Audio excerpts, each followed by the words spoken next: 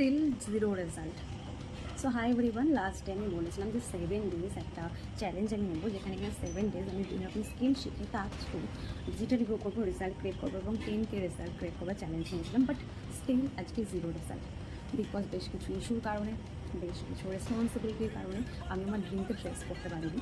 So আজকে আমি trainings attend করতে পারিনি অ্যান্ড সেগুলোকে ইমপ্লিমেন্টও করতে পারিনি। দেন তার জন্য আমি আমার ওয়ার্ককেও টাইম দিতে পারিনি, যাতে করে আমার আজকে still zero result. But don't worry, আমি এই 7 ডেজ চ্যালেঞ্জটা একদম ক্লিয়ার 7 ডেজ অবধি কন্টিনিউ করবো। যেমন আজকে জিরো রেজাল্ট হয়েছে, যদি আগামীকালেও জিরো রেজাল্ট হয় দেন তোমাদের সামনে এসে আমি ঠিক এইভাবেই বলবো যে আমি জিরো রেজাল্ট ক্রিয়েট করেছি, নো ডাউট।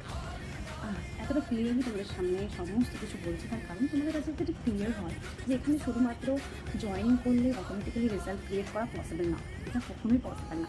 তোমরা অনেকে এই বিষয়টি ভেবে রাখো যে এখানে জয়েনিং করলে অটোমেটিক্যালি হয়তো রেজাল্ট আসবে। নো নো নো, তোমাকে এখানে লার্নিং করতে হবে, শিখতে হবে, সেগুলোকে ইউজ করতে হবে, ইমপ্লিমেন্ট করতে হবে, এক্সিকিউট করতে হবে, ওয়ার্ক করতে হবে, তবেই তুমি রেজাল্ট ক্রিয়েট করতে পারবে।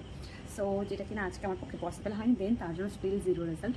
বাট আগামীতে আমি অবশ্যই রেজাল্ট ক্রিয়েট করবো এবং সমস্ত কিছু A to Z তোমাদের সাথে শেয়ার করবো। So stay tune, by.